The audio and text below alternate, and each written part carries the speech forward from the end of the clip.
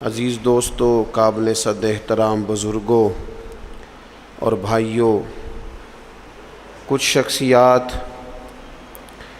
کچھ لوگ، کچھ حوالے ایسے ہیں کہ جن کا نام ہی، جن کا تذکرہ ہی بزرگی کی علامت ہے، اور جن لوگوں کا ذکر ہی انسان کے دل کو سکون عطا کر دیتا ہے۔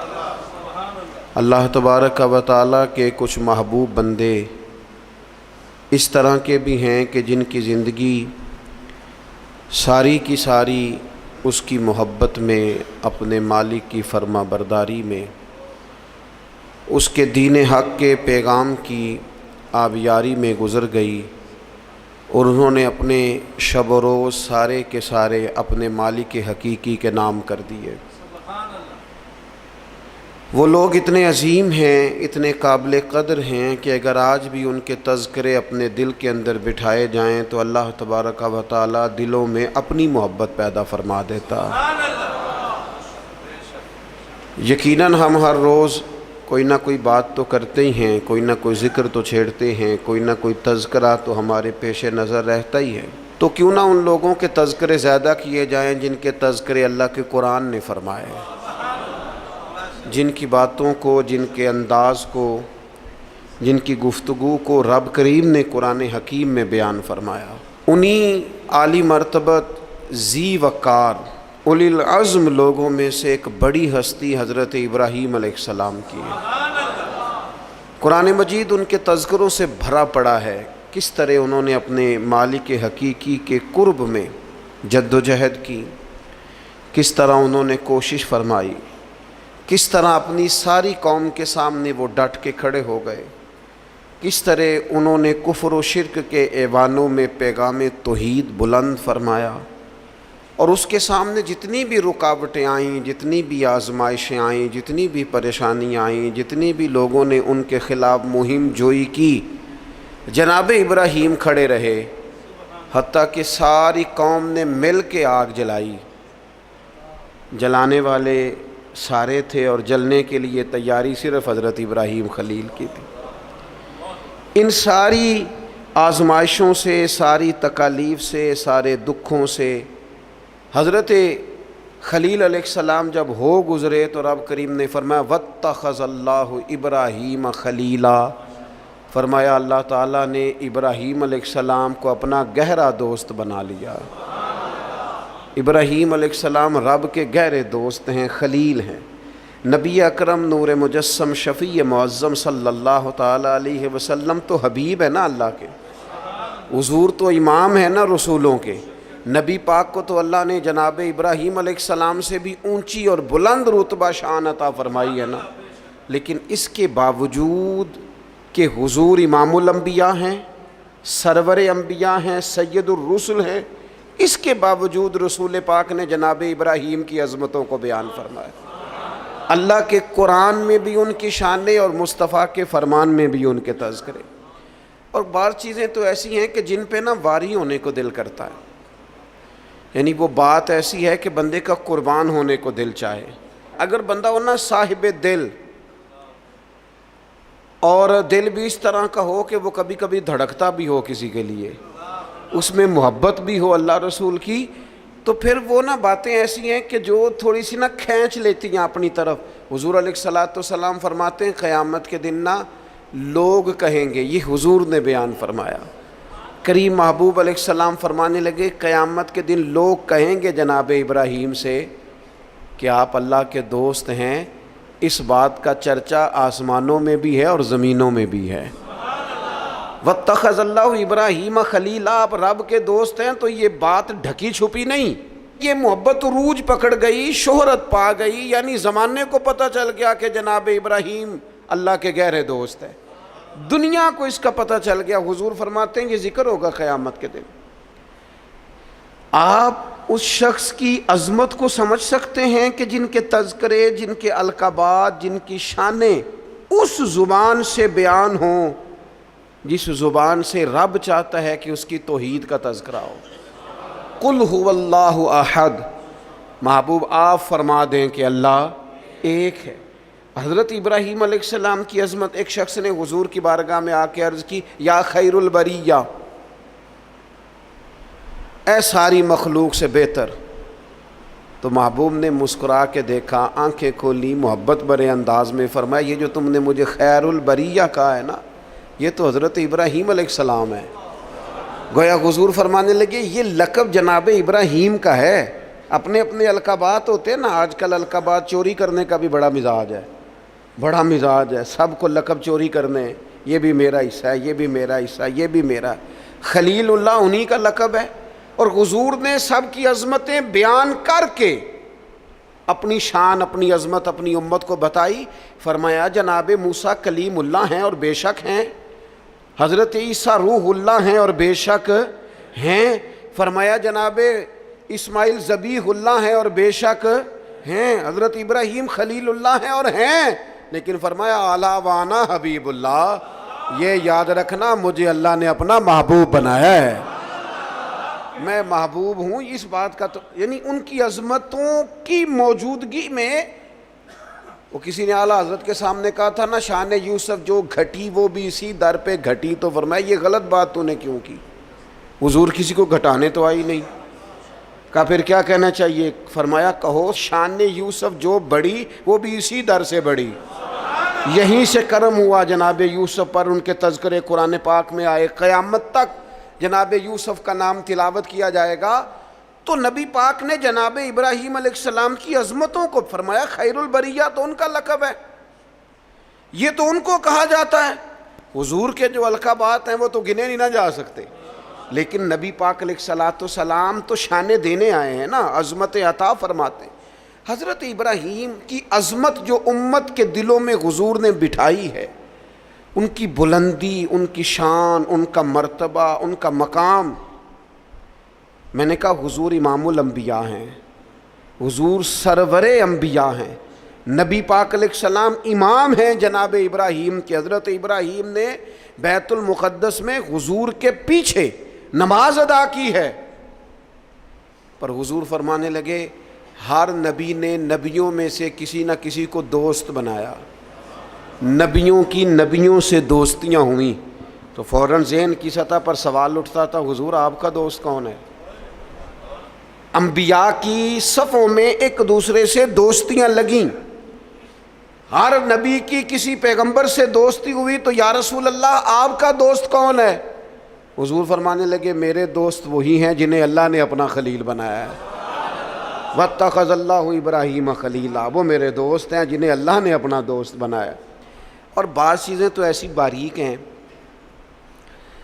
کہ وہ جیسے بندہ زیادہ گہرائی میں نہیں اتر جاتا، زیادہ باریک ہو جاتا ہے اور چیزوں کو بڑی قریب کی سطح تک آ کے اس خوبصورتی اور اس کا حسن ملاحظہ کرتا ہے. اور انسان ان ساری نسبتوں سے بھی پیار کرتا ہے جن کا تعلق محبوب سے ہو جاتا ہے، ان گلیوں سے بھی پیار ہو جاتا ہے، ان رستوں سے بھی پیار ہو جاتا ہے. کسی نے بابا فرید سے رستہ پوچھا تھا دلی میں کسی شہر کا، کسی محلے کا، کسی علاقے کا، تو فرمانے لگے نہیں آتا. کب سے ہو دلی میں؟ فرمانے لگے سالوں بیت گئے. تو کہا گلی کا نہیں آتا؟ کہنے لگے دو رستے مجھے بالکل صحیح آتے ہیں، دو بالکل صحیح آتے ہیں رستے، بالکل پکے. ایک جو خواجہ قطب الدین صاحب کے گھر جاتا ہے، اور دوسرا اگر وہ حکم دیں تو جو واپس آتا ہے. دو رستے، ایک کو یار دی یاد پکائیے تے وہ یاد مکمل کیتی ہے. جو کام کرنے والا تھا اس میں کوتاہی، وہ اس میں کوئی قضا نہیں کسی قسم کی. تو کچھ چیزیں ایسی ہوتی ہیں یعنی بندہ نا ان جگہوں سے بھی پیار کرتا ہے جن کی محبوب سے نسبت ہو، ان تعلقات سے بھی پیار کرتا ہے. ہمارے ہاں لوگ یہ کام نہیں کرتے.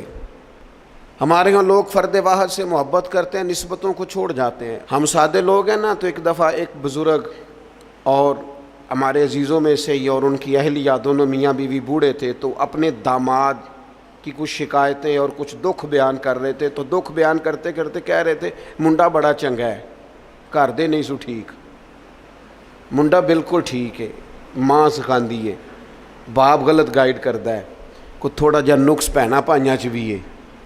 تو میں ان کی باتیں سن کے ہنس پڑا. تو مجھے کہنے لگے آپ کیوں ہنس رہے ہیں؟ میں نے کہا جی بات ہے نا، نہ جس کی ماں ٹھیک نہ جس کا باپ ٹھیک، نہ جس کے وہ خود کیسے ٹھیک ہو گیا؟ یہ انوکھی بات ہے کہ اس سے تعلق رکھنے والی کوئی شے ٹھیک نہیں۔ اور میں نے کہا وہ بھی اسی طرح کا ہی ہے، بس آپ اس کی خطائیں چشم پوشی کر رہے ہیں کیونکہ نباہ کرنا ہے نا، اور باقیوں سے آپ توڑنا چاہ رہے ہیں۔ یوں نہ کریں، جو ٹھیک ہوتا ہے اس کی نسبتیں بھی تقریباً، اور اگر کوتاہیاں ہوتی ہیں تو پھر کم و بیش کوتاہیاں بھی ہوتی ہی ہیں۔ ہمیں سمجھنا ہے اس بات کو کہ نسبت جو ہو نا، نسبت اس کا بھی، اگر محبوب سے پیار ہے تو محبوب کی اولاد پاک سے بھی پیار، اگر حضور سے پیار تو جو حضور کی گلیوں میں محبوب کے ساتھ چلتے تھے صحابہ ان سے بھی پیار، اگر محبوب سے پیار تو پھر حضور کو مکے سے پیار تو ہمیں بھی مکے سے پیار، اگر محبوب سے پیار تو نبی پاک کو شہر مدینہ سے محبت تو ہماری مدینے پہ جانے بھی قربان، اور اگر حضور علیہ السلام کو مسواک پیاری تو ہمیں بھی پیاری، حضور کو داڑھی شریف سے محبت تو ہمیں بھی بڑی محبت، نبی پاک کو کتاب و سنت کی تعلیمات کے ابلاغ سے شغف تو ہم زندگی لٹا دیں گے اسی کام میں۔ جو چیز حضور کو پیاری، نسبتوں کا جو منہج ہونا چاہیے، جو انسان کے دل میں قدر ہونی چاہیے، اس سے کبھی کوتاہی نہ کریں، ورنہ آہستہ آہستہ آہستہ آہستہ پھر انسان اصل سے بھی جاتا ہے۔ حضور علیہ السلام نے فرمایا چھپکلی کو مار دو، چھپکلی نظر آئے مار دو۔ حضور اس کا قصور، جانور تو بڑے گھومتے ہیں نا، اور درجنوں اور بیسیوں جانور ہیں، اور حشرات الارض ہمیں زمین پہ چلتے دکھائی دیتے ہیں، تو چھپکلی ہی کو کیوں مارے؟ تو حضور فرمانے لگے، یہ صحیح حدیث میں موجود ہے، محبوب فرمانے لگے چھپکلی کو مار دو، اس لیے کہ جب جد الانبیاء حضرت ابراہیم علیہ السلام کی آگ جلائی جا رہی تھی نا، تو یہ چھپکلی اس کو پھونکے مارتی تھی اور جلاتی تھی۔ تو جناب ابراہیم سے اگر چھپکلی بھی اختلاف کرے تو ہمیں وہ چھپکلی بھی پسند نہیں۔ حضرت ابراہیم خلیل علیہ السلام کی اللہ سے محبت، حضرت ابراہیم خلیل علیہ السلام کو اللہ نے اپنا گہرا دوست بنایا۔ آپ ان کی زندگی کو پڑھیں، قرآن پاک کے اندر جا بجا جناب ابراہیم کا تذکرہ ملے گا، اور اس کے اندر جو اللہ کی محبت چھلکتی ہے، جو اپنے مالک سے تعلق نظر آتا ہے۔ ایک بندہ مومن کی جو شان ہونی چاہیے اپنے رب کے ساتھ، اس کا جو رشتہ ہونا چاہیے، اس کی سوچیں، اس کے نظریات، اس کی قلبی کیفیات، اس کا توکل، اس کا صبر، اس کا بھروسہ، اس کی امیدیں اپنے مالک کے ساتھ کس طرح وابستہ ہونی چاہیے۔ یہ جناب ابراہیم کی زندگی سے یوں نور پھوٹتا ہے کہ بنجر دل بھی آباد ہو جاتے ہیں، بے آباد روحوں پر پھول کھلنے لگتے ہیں۔ قرآن مجید کی سورہ شعراء کے اندر حضرت ابراہیم علیہ السلام کا وہ تذکرہ ملتا ہے کہ وہ اپنے رب کے بارے میں کس طرح گفتگو کرتے ہیں، اپنے مالک کا تعارف لوگوں کو کراتے ہیں تو کس طرح فرماتے ہیں الذی خلقنی فہو یہدین، میرا رب وہ ہے جس نے مجھے پیدا کیا اور وہی مجھے ہدایت بھی عطا کرے گا۔ خالی میرے رب نے مجھے پیدا نہیں کیا، وہ مجھے ہدایت بھی عطا کرے گا۔ والذی ہوا یطعمنی ویسقین، میرا رب وہ ہے جو مجھے کھلاتا بھی ہے اور پلاتا بھی ہے۔ وَإِذَا مَرِضْتُ فَهُوَ يَشْفِينِ، فرمانے لگے جب میں بیمار ہوتا ہوں نا تو وہ مجھے شفا عطا کرتا ہے۔ یہ اللہ کرے آپ قرآن مجید کے الفاظ کی لذت محسوس کریں۔ میرا رب وہ ہے جس نے مجھے پیدا کیا، وہی مجھے ہدایت دے گا۔ میرا رب وہ ہے کہ جو مجھے کھلاتا اور پلاتا ہے۔ میرا رب وہ ہے جب میں بیمار ہوتا ہوں تو مجھے شفا دیتا ہے۔ والذی یمیتنی ثم یحیین، میرا رب وہ ہے جو میری روح قبض کرے گا، مجھے وفات دے گا، اور پھر میرا رب مجھے زندہ بھی کرے گا۔ اور فرمایا والذی اطمع ان یغفر لی خطیئتی یوم الدین، قربان جائیں، لفظ دیکھیں، عاجزی دیکھیں۔ اللہ کے نبی تو معصوم ہوتے ہیں، خطاؤں سے پاک ہوتے ہیں، لیکن فرمانے لگے پھر مجھے امید ہے کہ میرا رب قیامت کے دن میری خطائیں بھی معاف فرما دے گا، میرا رب قیامت کے دن میری خطائیں بھی معاف کر دے گا۔ یہ حضرت ابراہیم علیہ السلام اپنے مالک کا تعارف کرا رہے ہیں، تذکرہ ہو رہا ہے۔ سب سے پہلے ارشاد فرمایا الذی خلقنی فہو یہدین، میرا رب وہ ہے جس نے مجھے پیدا کیا اور وہی مجھے ہدایت دے گا۔ اللہ کریم نے نا انسان کو صرف پیدا نہیں کیا، اس کی ہدایت کا بندوبست بھی فرمایا۔ حضرت آدم علیہ السلام جب زمین میں تشریف لائے تو رب کریم نے فرمایا جو میری ہدایت کی پیروی کرے گا نا زمین پہ اتر جاؤ، اور پھر جو شخص فمن تبع ہدایا، جو پیروی کرے گا نا اس ہدایت کی جو میری طرف سے آئے گی، تو فلا خوف علیہم ولا ہم یحزنون، پھر اس بندے پر نہ کوئی خوف ہوگا نہ وہ غمگین ہوگا۔ اللہ کی طرف سے جو ہدایت آتی ہے، کب؟ وحی کے ذریعے، قرآن پاک کے ذریعے، اللہ تبارک و تعالیٰ کے انبیاء کے ذریعے علیہم السلام جو ہدایت آتی، جو لوگ اس ہدایت کی پیروی کرتے ہیں۔ قرآن مجید میں دوسری جگہ اللہ کریم نے فرمایا سبح اسم ربک الاعلی الذی خلق فسوی، فرمایا اپنے رب کے نام کی تسبیح کیجئے جو سب سے بلند ہے، جس نے پیدا کیا ہے، والذی قدر فہدی، جس نے اندازہ مقرر کیا ہے اور پھر جس نے ہدایت عطا فرمائی۔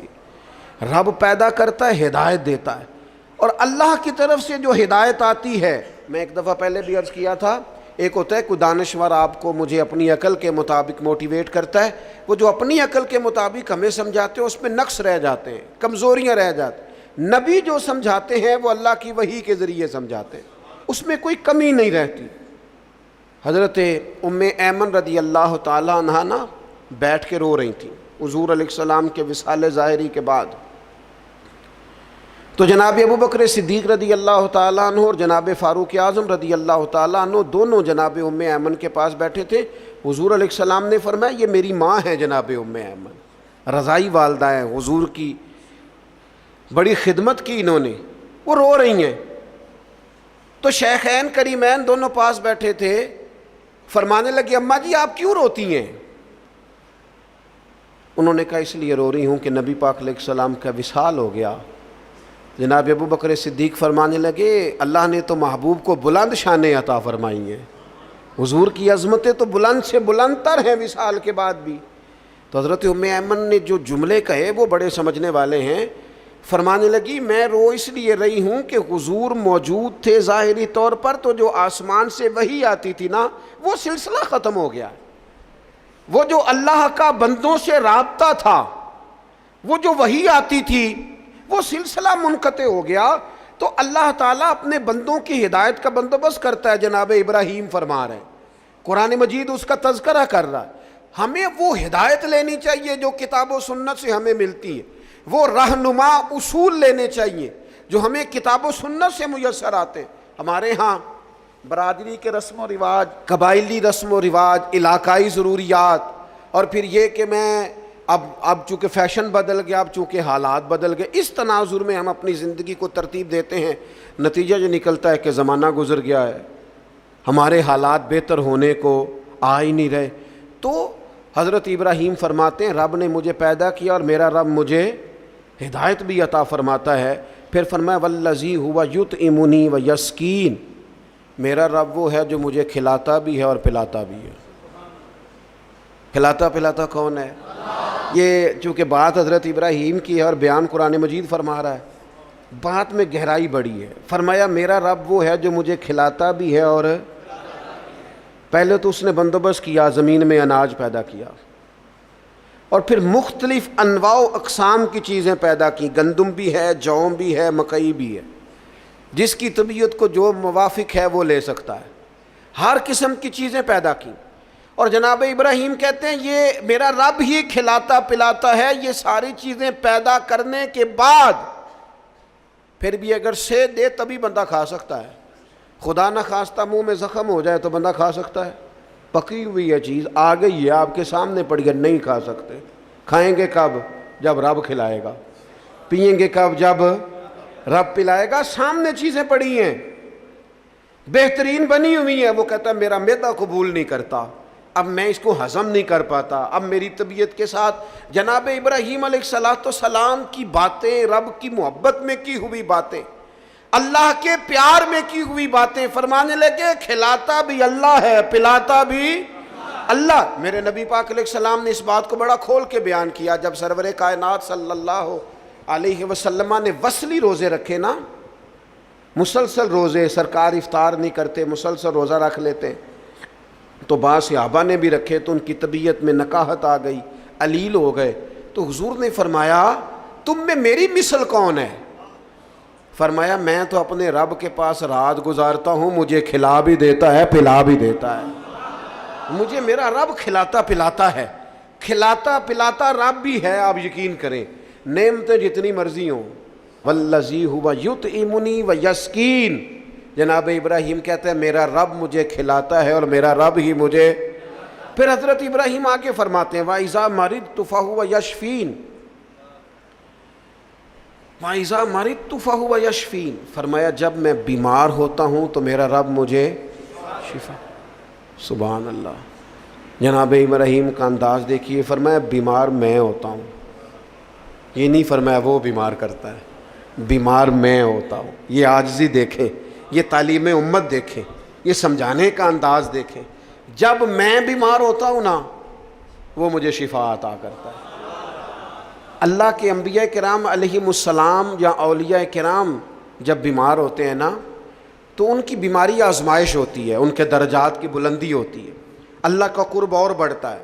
ان کی بیماری معاذ اللہ کسی قسم کی سزا نہیں ہوتی. لیکن میری اور آپ کی طرح کے لوگ، ہم جو گناہگار لوگ ہیں، ہم کیوں بیمار ہوتے ہیں جی؟ شوگر کیوں ہوتی ہے؟ زیادہ میٹھا کھایا، اپنے جسم کو آرام دہ کیا، کوئی ورزش نہیں کی، کوئی کوشش نہیں کی، کوئی جد و جہد نہیں کی. مومن کی زندگی اس طرح نہیں ہوتی کہ وہ ساری بستر کی نظر کر دے، وہ موبائل لے کے لیٹا ہے تو لیٹا ہی لیٹا ہے. یہ اس کی لائف نہیں ہوتی. مومن کی زندگی فعال ہوتی ہے، جد و جہد والی ہوتی ہے، کوشش والی ہوتی ہے، اس کے اندر ہمت اور توانائی پائی جاتی ہے. مومن کا کام ہے مسلسل آگے بڑھنا، کوشش کرنا. لیکن ہمارے ہاں اب وہ سستی، وہ روایتی آرام طلبی، اقبال کہنے لگے لہو مجھ کو رلاتی ہے جوانوں کی تن آسانی. تو یہ اسی طرح جو لوگ زیادہ چکنائی استعمال کرتے ہیں، وہ بد پرہیزی کرتے ہیں، زیادہ مرغ اور زیادہ مسالہ جات چیزیں استعمال کرتے ہیں تو کولیسٹرول ہو جاتا ہے، خدا نخواستہ دل کے امراض بڑھ جاتے ہیں اور بہت سارے امراض لاحق ہو جاتے ہیں. تو یہ ہماری جو بیماریاں ہیں نا وہ تو ہماری وجہ سے ہیں. تو جناب ابراہیم علیہ السلام فرمانے لگے جب میں بیمار ہوتا ہوں تو میرا رب مجھے شفا دیتا ہے. میں نے کہا اللہ کے نبی جو ہوتے ہیں، پیغمبر جو ہوتے ہیں، ان کی بیماری تو کسی ان کی معاذ اللہ کمزوری کی وجہ سے نہیں ہوتی، وہ تو معصوم ہے. فرمایا جب میں بیمار ہوتا ہوں، ہماری تعلیم کے لیے فرمایا جب میں بیمار ہوتا ہوں، کمزوری کی، غلطی کی، بیمار ہو گئے، لیکن وہ بڑا کریم ہے، وہ اپنے فضل سے شفا عطا فرما دیتا ہے. وہ اپنے بندوں کو، نبی پاک علیہ الصلوۃ والسلام فرماتے ہیں رب نے کوئی بیماری نہیں پیدا کی جس کی دوا نہ پیدا کی ہو. وہ میں اکثر کہتا ہوں بعض لوگ تھوڑے زیادہ نیک ہو جاتے ہیں، نیکی بھی تھوڑی چند قدم آگے گزار لیتے ہیں شریعت سے آگے، کچھ زیادہ ہی پرہیزگار ہو جاتے ہیں. وہ خدا کے بندے دائرہ شریعت کے اندر حضور نے منع فرمایا تھا ساری رات کھڑے ہو کے عبادت نہ کرنا، کچھ دیر آرام بھی کرنا. جی میں نے عبادت ہی کی ہو، بھائی عبادت کر، پر جو دین تجھے بتاتا ہے اس کے دائرے میں رہ. وہ جی ہم دوائی نہیں استعمال کریں گے، ہمارا اللہ پہ بھروسہ ہے. او خدا کے بندے جب حضور فرما رہے ہیں، نبی کریم فرما رہے ہیں کہ اللہ نے کوئی مرض ایسا نہیں پیدا کیا جس کی دوا پیدا نہ کی ہو سوائے بڑھاپے اور موت کے. بوڑھا بھی انسان نے ہونا ہے، مر بھی انسان نے جانا ہے، اس کی دوا کوئی نہیں. باقی اللہ نے ہر بیماری کی دوائی پیدا کیا، اور دیکھ لے وقت کے ساتھ ساتھ وہ دوائیاں دریافت ہو رہی ہیں. تو فرمایا میں بیمار ہوتا ہوں، میرا رب مجھے. حضرت امام جعفر صادق اس آیت کے تحت کیا فرماتے ہیں؟ فرماتے ہیں یہ ہماری تعلیم کے لیے نا، جب میں بیمار ہوتا ہوں تو میرا رب مجھے شفا عطا کرتا ہے. امام جعفر صادق فرماتے ہیں جب لوگ گناہ کر کے بیمار ہوتے ہیں نا تو اللہ انہیں توبہ کی توفیق دے کے شفا عطا فرما دیتا ہے. حضرت شیخ ابو بکر شبلی رحمۃ اللہ علیہ فرمانے لگے جب لوگ دنیا میں پوری طرح محو ہو جاتے ہیں اور دنیا داری کر کر کے بیمار ہو جاتے ہیں، پھر رب جب فضل کرے اور اپنے دیدار کی لذت پیدا کر دے تو اس کا مطلب ہے رب لذت پیدا کر کے شفا عطا فرما رہا. جب میں بیمار ہوتا ہوں تو پھر میرا رب مجھے شفا عطا کرتا ہے.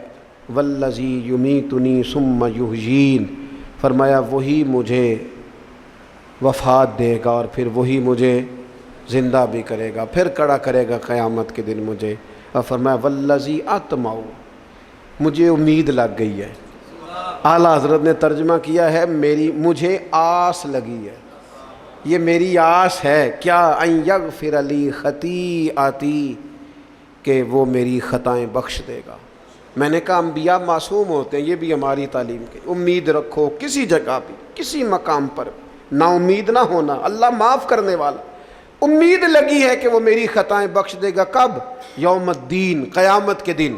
وہ میری خطائیں صبح قیامت معاف کر دے گا. حضرت ابراہیم علیہ السلام کے تذکرے، جناب ابراہیم کی عظمتیں، اپنے مالک کو پہچاننا، اپنے رب سے دعائیں مانگنا، یعنی اس تصور کو بار بار اپنے دل میں پیدا کرنا کہ مجھے پیدا کرنے والا میرا اللہ ہے، ہدایت کا نور دینے والا میرا اللہ ہے، کھلانے پلانے والا میرا اللہ ہے، میں بیمار ہوتا ہوں تو شفا دینے والا میرا اللہ کریم ہے، وہی مجھے موت دے گا پھر وہی مجھے زندگی عطا کرے گا.